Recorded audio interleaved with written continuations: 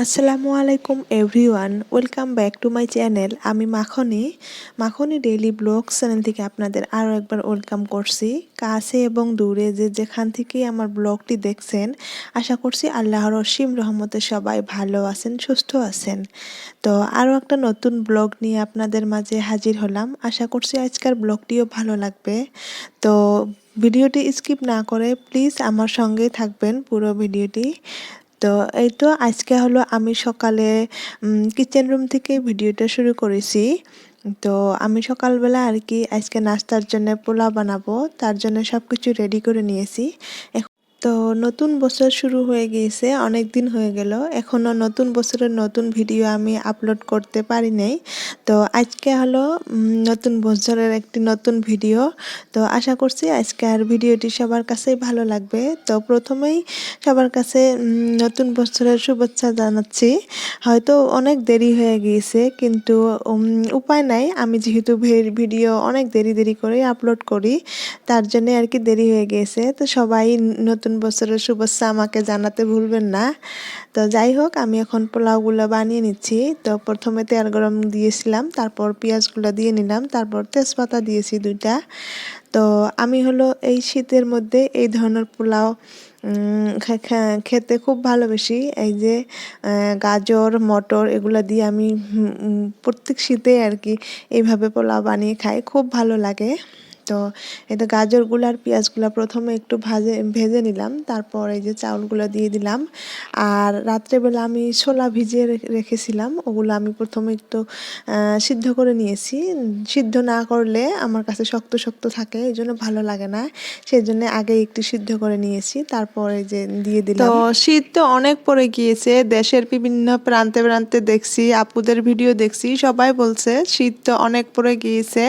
তো আল্লাহ মালিক ভালো জানেন যে প্রত্যেক বছরের থেকে এইবার শীতটা কিন্তু অনেক বেশি করে দিয়েছেন। তো আল্লাহ দিয়েছেন যদি আমাদেরকে মেনে নিতেই হবে, তাই আমাদেরকে সেগুলো মেনটেন করে চলতে হবে। তো এই শীতে থালা বাসন ধোয়া কিন্তু একটা অনেক কঠিন কাজ, তাই টিপস নাম্বার 1-এ চলে আসলাম। এই তো দেখুন, আমি হাতে হ্যান্ড গ্লোভস পরে থালা বাসনগুলো ঘষে নিচ্ছি।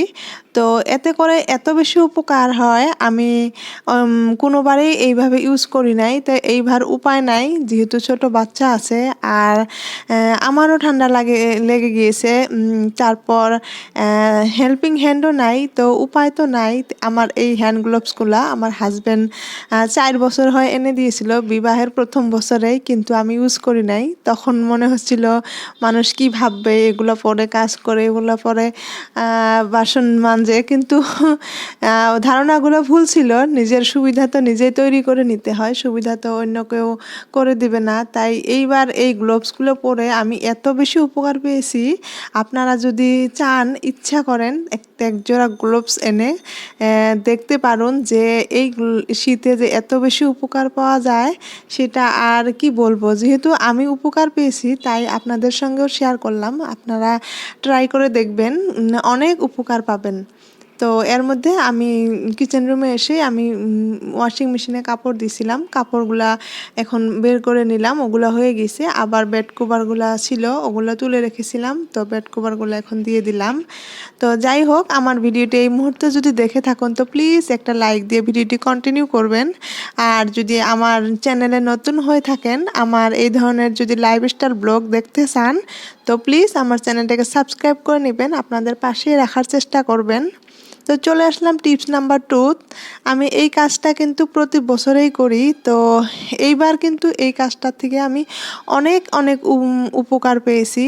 তো আমি প্রতি বছরেই আর কি এইভাবে বিছনাতে আমি কম্বল পেরে নিয়ে তারপরে আর কি ঠান্ডা পার করি। একটা কম্বল হয়তো 1 মাস 2 মাস ঠান্ডা খুব বেশি থাকে, তখন এই কম্বল এইভাবে বিছনাতে পেরে নিলে অনেক বেশি আরাম পাওয়া যায়। যে এত বেশি শীত বলে বা সেটা বোঝাই যায় না, আর বিছনাতে যাওয়ার সঙ্গে সঙ্গে শরীরটা গরম হয়ে যায়। তো আমার টিপসটা আপনারা ফলো করে দেখবেন, তো অনেক বেশি উপকারে আসবে। আমাদের প্রায় সবার বাড়িতে কিন্তু বছরের পর বছর অনেক পুরানা কম্বল গডরেজের আলমারিতে পড়ে থাকে, কিন্তু আমরা কিন্তু এই বুদ্ধিটা জানি না। কিন্তু আমার অনেক অনেক বুদ্ধিমতী আপুরা আছে, সেই আপুরা কিন্তু এই টিপসগুলা সুন্দরভাবে জানে। তো যারা জানেন তো জানেন, আর যারা না জানেন এই টিপসটা ফলো করে দেখতে পারুন, অনেক বেশি উপকার পাবেন। আর দেখুন, আমি বিছনাটা পাড়ার সঙ্গে সঙ্গে আমার মেয়ে কিন্তু বিছনাতে উঠে বসে পড়েছে। তো ছোট বাচ্চা থাকলে কিন্তু এটা একটু মেনটেন করে চলতে হবে, যাতে ওদের ডাইপার পরা থাকে, যদি পেশাব করে দেয় তখন কিন্তু একটু ঝামেলা হয়ে যাবে ধোয়া। তো একটু রৌদ্র উঠলে রৌদ্রতে দিয়ে আমরা যে বিছনা ঝাড়ুটা আছে, ওই ঝাড়ুটা দিয়ে যদি ক্লিন করে নেই তখন কিন্তু নর্মাল ক্লিনটা হয়ে যায়। তো এখন হলো একদম চলে আসলাম রাত্রেবেলা মাগরিবের নামাজের পর রান্না করতে চলে আসলাম। তো আমাদের জন্য এনেছে ব্রয়লারের মাংস, আর শ্বশুর শাশুড়ির জন্য ছোট মাছ। তো ছোট মাছগুলো আমি আলু দিয়ে রান্না করব, আর ব্রয়লারগুলো এমনিতে রান্না করব। তো এখন আমি মাংসটা বসিয়ে দিব। তো এই মুহূর্তে যদি আমার ভিডিওটা দেখে থাকুন, আমার ভিডিওটির যদি কোথায় কোনো অংশ ভালো লাগে তো প্লিজ আমাকে কমেন্ট করে জানাতে ভুলবেন না। আপনাদের কমেন্ট পড়ে আমার অনেক বেশি ভালো লাগে। তো অনেক দিন পর একটা ভিডিও আপলোড করলাম, হয়তো আজকে অনেক বেশি কমেন্ট পাবো। আর আমাকে নতুন বছরের শুভেচ্ছা কেউ জানাতে ভুলবেন না। তো আমি তেলগুলো গরম দিয়ে দিয়েছিলাম, তারপর পেঁয়াজ দিয়ে দিয়েছি, তারপর রসুন বাটা দিয়ে দিলাম, তো আদা রসুনের বাটাটা দিয়ে দিলাম, তারপর হলো আমি এখানে মরিচ বাটাটাও দিয়ে দিব। আর আজকে হলো আমি সব গুঁড়ো মশলাগুলো এখানে দিয়ে দিব। কিন্তু আমি সব কিছু গামলাতে মাখিয়ে নেই, তারপর পেঁয়াজটা ভাজা হওয়ার পরে পেঁয়াজের মধ্যে সব কিছু দিয়ে দেই। তো আজকে একটু ভিন্ন ধরনের রান্না করলাম, এই ধরনের রান্না করলে কিন্তু অনেক টেস্টি হয়। তো যাই হোক, রান্না যেভাবে করুন না কেন রান্না কিন্তু অনেক মজা হয়, সবারই রান্না। তো যাই হোক, আমি আপুদের ভিডিও দেখে দেখে অনেক কিছু শিখলাম। তো মশলাটা আমার কিন্তু কষানো হয়ে গেল। তো এখন আমি এখানে মাংসগুলো দিয়ে দিব। তো সবজিটা কিন্তু অনেক টেস্টি হয়েছিল, যেহেতু আমি ভিডিওটা পরে আপলোড করছি খাওয়ার পর। তো যাই হোক, খুব টেস্টি হয়েছিল। এভাবে আপনারাও ট্রাই করে দেখতে পারেন, খুব ভালো লাগবে। তো এই তো আমি উপরে দিয়ে দিছি, এগুলা হলো গরম মশলার গুঁড়া। অন্যদিকে এখন আমি মাছগুলো বসিয়ে দিব। তো এই তো প্রথমে আমি তেল দিয়ে নিচ্ছি, তারপর হলো এখন পেঁয়াজ, কাঁচা লঙ্কা আর আলুগুলো একটু ভালো করে ভেজে নিব।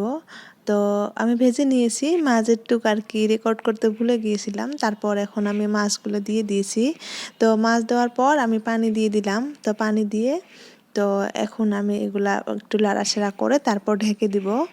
তো অন্যদিকে হলো আমার পার্মানেন্ট হেল্পিং হ্যান্ড চলে এসেছে, উনি কিন্তু খুব সুন্দরভাবে মাংসগুলো কষান করছে। তো উনি মাংসগুলো কষান করার জন্য কিন্তু আমি অন্যদিকে অন্য কিছু করতে পারছি। তো যাই হোক, আমার কিন্তু অনেকটাই হেল্প করে, সারাদিন ডিউটি করে, আবার বিকালে এসে ও কিন্তু ক্রিকেট লাভার, তো ক্রিকেট খেলাতে যায়, তো আবার চলে এসে এখন আবার আমাকে কিন্তু অনেকটাই হেল্প করে। তো যাই হোক, আলহামদুলিল্লাহ, এরকম পার্মানেন্ট হেল্পিং হ্যান্ড থাকার জন্য কিন্তু আমার কিন্তু অনেকটাই সুবিধা হয়। তো যাই হোক, আপনাদের ভাইয়াকে নিয়ে কিন্তু অনেক মজা করলাম, কেউ কিছু মনে করবেন না। তো সবারই হাজবেন্ড তো সবাইকে একটু একটু হেল্প করবেই, তো সময় সাপেক্ষে তো সেটা হবেই। তো যাই হোক, আমাকে কিন্তু অনেক অনেক হেল্প করে, আমার কিন্তু অনেক সুবিধা হয়। তো যাই হোক, এখন আমার রান্না হয়ে গেল। তো এই তো মাংসগুলো হয়ে গেল, এই যে মাছের তরকারিটাও হয়ে গিয়েছে। অন্যদিকে আমি ভাত বসিয়ে দিয়েছি। তারপর হলো আজকের ভিডিওটির শেষের দিকে চলে আসলাম। তো সবাই ভালো থাকবেন, সুস্থ থাকবেন, দেখা হবে আবার নেক্সট কোনো ভিডিওতে। আল্লাহ হাফিজ, আসসালামু আলাইকুম।